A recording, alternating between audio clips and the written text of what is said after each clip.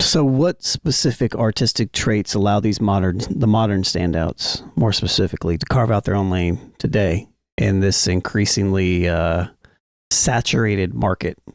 You got to focus on you at the end of the day. I think that's the starting point, right? Yeah. Like that's the starting point, but that alone is not gonna. That's not. You can be weird. Nobody will care. Just one of the traits. You know what I'm saying? Not the end all be all. Yeah. But like that's definitely one. I don't consistency. I don't even think it's consistency. I think that's part of it when it comes to later on. Mm-hmm. When you're first getting established, like the fact that, like I said, I'm just going to go back to Tyler because that's where I started. There was nothing about him that said, okay, we're going to make sure this kid performs at the Grammys and, see if we can work his record on. There's nothing about that. He literally has been, for lack of a better term, doing him his entire career. Consistent. Yeah. So he hasn't been influenced to try to make that record that is going to be, okay, we got a song of the summer from Tyler. Now, maybe I had a song of the summer from Tyler, but like that was me because I like Tyler and I like different shit. But I think by and large, he's been himself this entire time.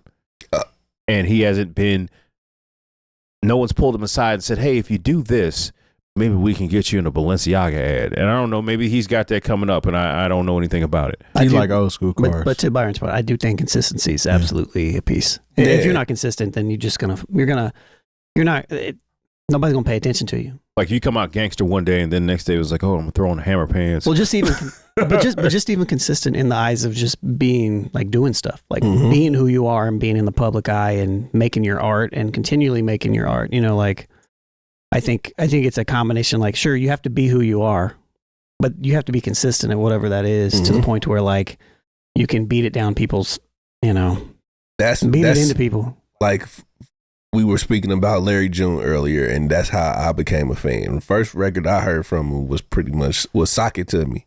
And then another 3 to 4 months later, he gave me another tape. And then another 3 to 4 months after that, he gave me another one. And all of this stuff was consistently jamming. Yeah. So I was like, oh, well, shit, buddy got a fan of me now. Yeah. Okay. You know what I mean? But he falls off after the first one. You're just like, all right, that was just like a one-off. Maybe I'll still check him. But exactly. Yeah. Yeah, consistency I think is super. I think consistency and momentum.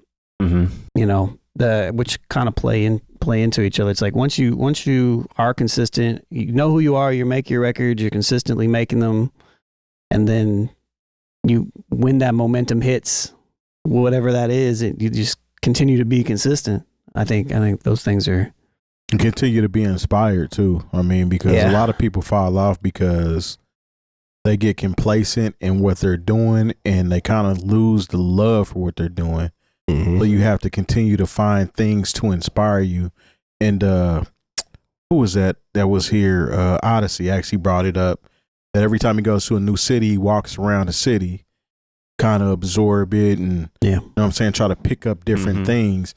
I feel like if you lose the love for what you had that got you there, it's always going to show in your work. I think you have to actually enjoy being an artist too. I think that's a big piece of this because like if you continue to do the thing, let's say you put out 2-3 projects, you think you're doing well, you got a little bit of a buzz, but like not a lot of people are checking you out in the way that you think that you should.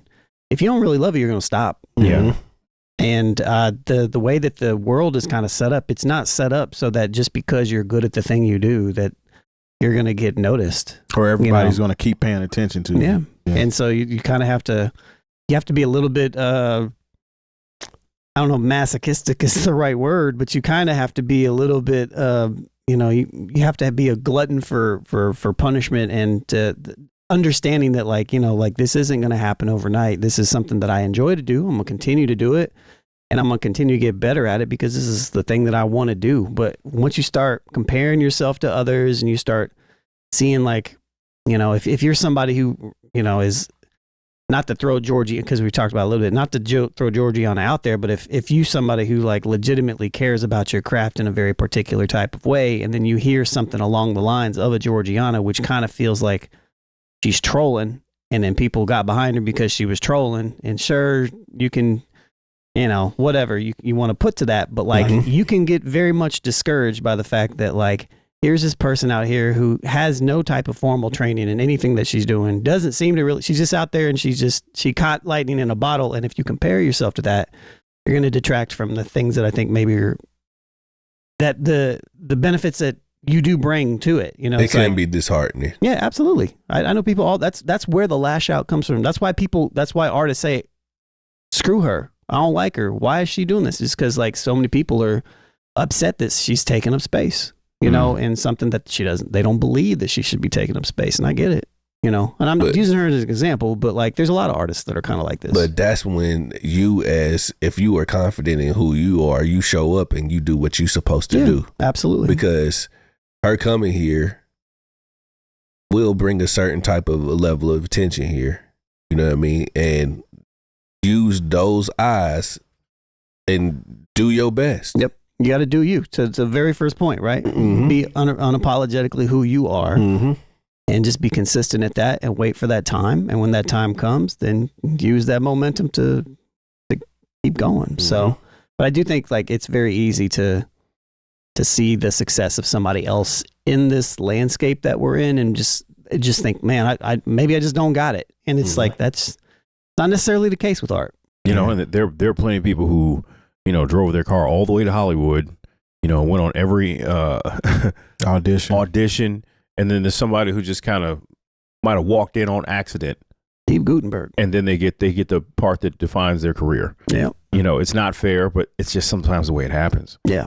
And you can't let that affect your movement, Yeah. And unfortunately, that's why sometimes the phrase hard work pays off doesn't necessarily actually equate to fact, because some people didn't work very hard and got to where they are, and understandably so makes people that have worked hard envious of them. Yeah.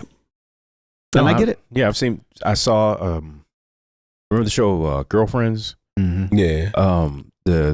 She played Tony on the show. She said like Girlfriends was like her first audition. That's crazy. Yeah. And wound up being on the show for 5 years. Jill Marie Jones. Yes, indeed.